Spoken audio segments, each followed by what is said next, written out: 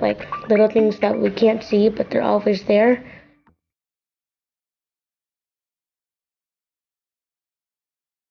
Welcome to Microworlds, a world that exists all around us, but one that we can't even see without the help of microscopes. Oh, you can really see the detail on this. Through this series of videos, you'll learn about different kinds of microscopes and meet marine biologists at NOAA who use them as part of their daily work. These scientists need to see into this minute world to answer questions like, how old is this fish? Why do fish get sick? And what do seals eat? As a past Microworld student once thought, I would think it would just show just a bunch of lines squirming around. But when I actually saw it, when I saw what the cells looked like, wow, microscopes can actually do that. Carla Stehr experiences personal discoveries like this every day by peering into a minute world that's invisible even to most microscopes. In this course, you've been exposed to light microscopes, but at NOAA's Northwest Fisheries Science Center, Carla uses a bigger and more powerful scanning electron microscope, which allows her to examine marine organisms all the way down to the cellular level. But what makes it so much stronger than a light microscope? It's different in a couple ways. One is that it uses electrons instead of light, so you can see much smaller surfaces and textures than you can with a light microscope. And the other way is instead of shining light through, you're looking at the surface, very much like how you would use a dissecting microscope.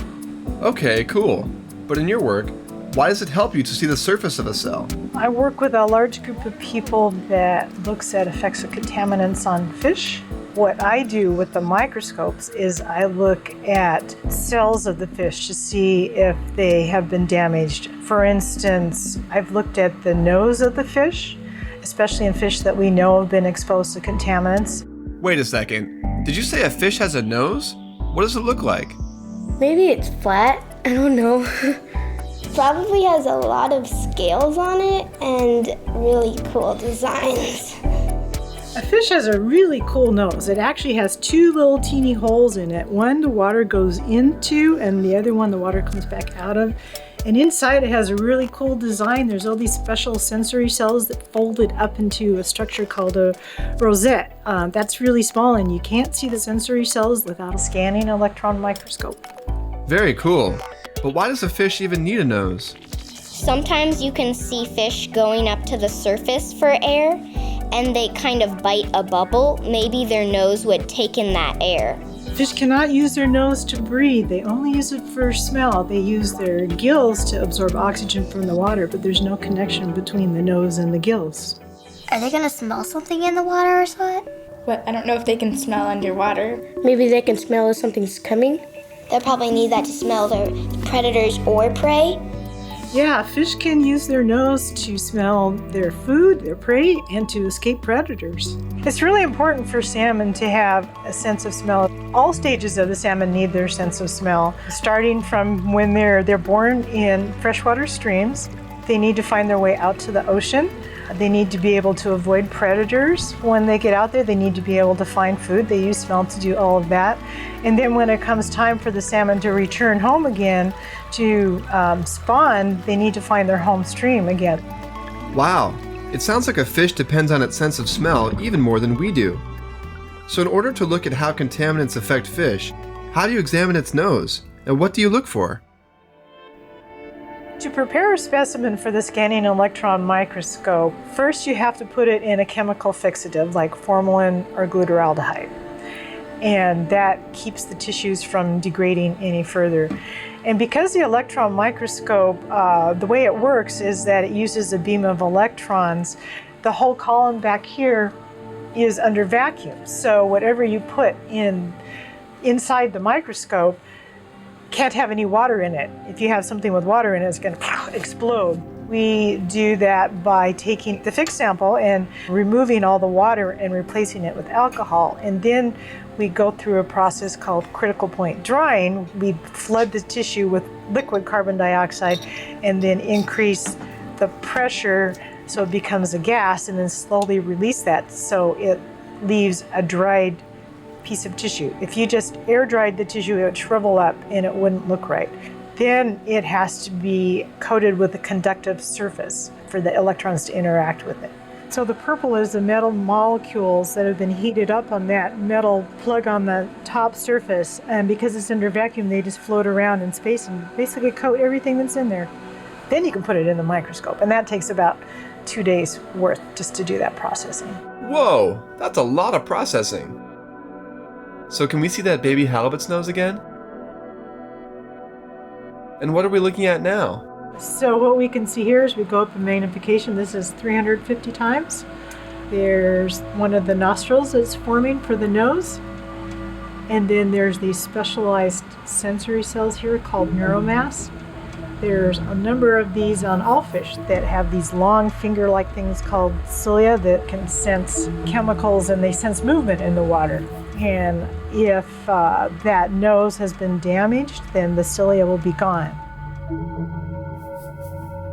To see the detail in neuromass, Carla has the microscope zoomed into 3,700 times magnification. You see this line? On this image, that's 5 microns, which is way smaller than the width of just one hair on your head. On other fish smelling cells, Carla sees this same reduction of the sensory cilia. So how does this happen? Where do the pollutants that cause this come from? Chemical contaminants come from many human activities. If we are not careful through oil spills or runoff from streets, agricultural and industrial, of course, are sources of contaminants, but the hardest one to work with and understand is the smaller amounts that everybody does all the time. If you wash your car and the oils that are on your car is washed down the drain, or using too much pesticides on your grass. Plastics can leach out from plastic containers, wrappers on candy bars and things like that. Another source is people taking medicine, or if they're flushing old medicine down the toilet, it can end up out in the waters. And also flame retardants. We've recently learned that those are chemicals that don't break down very readily. Surprisingly, many of the contaminants that make it into our waterways come not from big industries, but from us. And if our waste is not disposed of properly, it may not only impact the beauty of our rivers, lakes, and ocean, but also artificially distress the survival of fish and other animals in their natural environment. They are also bound to have many more effects that have not even been considered yet. So researchers like Carla continue to examine the tiniest details of animals to see how they're faring in the modern world. But the more she finds answers, the more questions come up. Questions that you may be able to someday answer by peering into microworlds. Pine cones? That's what it looks like. Where were the fish that were there? Right there. There's a dog. There's some right here too. There's zebra fish.